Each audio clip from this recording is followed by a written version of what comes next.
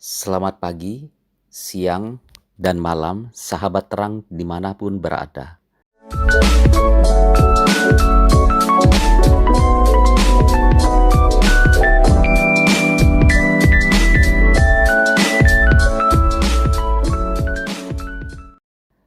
Saat manusia membuka matanya, bangun dari tidur sepanjang malam, kesibukan pagi sudah terasa.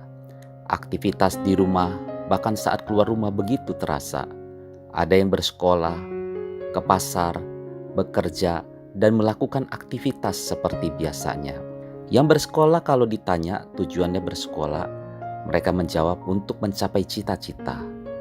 Kalau lulus, mereka mau menjadi polisi, tentara, dokter, insinyur, dan sebagainya. Kalau ke pasar, ditanya tujuannya ke pasar, pasti macam-macam. Ada jawabannya, ada untuk belanja, berdagang, dan sebagainya. Yang bekerja kalau ditanya tujuannya bekerja, jawabannya untuk karir, memenuhi kebutuhan hidup, kebutuhan rumah tangga, dan seterusnya.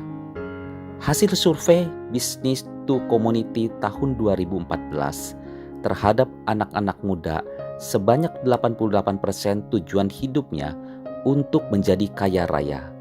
10% tujuan hidupnya lebih baik dan lebih rohani. Dan 2% jawabannya tidak tahu.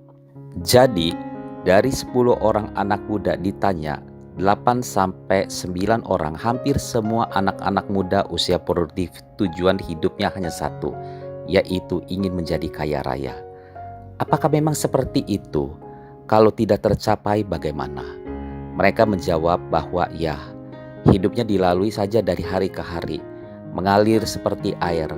Itulah jawabannya saat ini yang bisa dijawab oleh mereka. Kalau orang sekolah, mereka sekolah. Kalau orang bekerja, mereka bekerja. Kalau orang menikah, mereka menikah. Pokoknya kalau orang melakukan seperti itu, mereka lakukan. Kalau orang tidak melakukan, ya mereka tidak melakukan. Pokoknya mereka ikuti arus seperti air. Persoalannya, apakah seperti itu? Sebab itu banyak anak-anak muda yang stres, depresi dalam hidupnya. Sebab kalau mereka tidak kaya raya, mereka merasa gagal dalam hidupnya. Kita tahu bahwa setiap barang yang diciptakan oleh penciptanya tentu ada maksud dari penciptanya. Misalnya diciptakan payung, tentu dari orang yang menciptakannya untuk menghindari dari panas dan hujan. Kendaraan diciptakan oleh penciptanya sebagai alat transportasi. Nah, persoalannya, apakah kita tahu bahwa Tuhan sebagai pencipta kita atau manusia diciptakan untuk apa? Apakah kita diciptakan sama tujuannya dengan pemilik hidup ini? Manusia diciptakan oleh pemilik ini sebagai ciptaan yang unik. Tidak semua sama. Ada yang berkulit hitam, kuning, putih, dan coklat. Bahkan suku dan bahasa yang diucapkan berbeda-beda. Begitu juga manusia diciptakan Tuhan dengan tujuan yang berbeda-beda. Tidak semua sama. Oleh sebab itu, tanyakan kepada pemilik hidup ini, tujuan apa yang diinginkan oleh pemilik hidup ini? Barang diciptakan oleh penciptanya supaya barang itu berguna atau bermanfaat. Kalau sudah tidak berguna, maka barang itu menjadi sampah.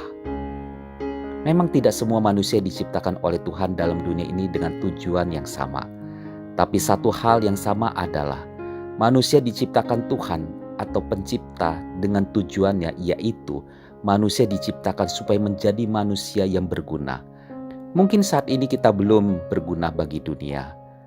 Tapi tanyakan kepada keluargamu, teman-temanmu, dan orang-orang sekelilingmu, apakah dengan kehadiranmu kamu menjadi orang yang berguna, bermanfaat bagi sesama? Apakah dengan kehadiranmu membawa dampak kehidupan yang baik bagi lingkungan, membangun orang-orang dan komunitas? Jika belum, mari kita bertanya kepada pemilik hidup ini, untuk apa saya diciptakan ke dalam dunia ini? Jadikanlah hidup ini sebagai tempat untuk memberi manfaat bagi orang lain, agar kehidupan ini menjadi tempat yang indah yang kita diami bersama-sama.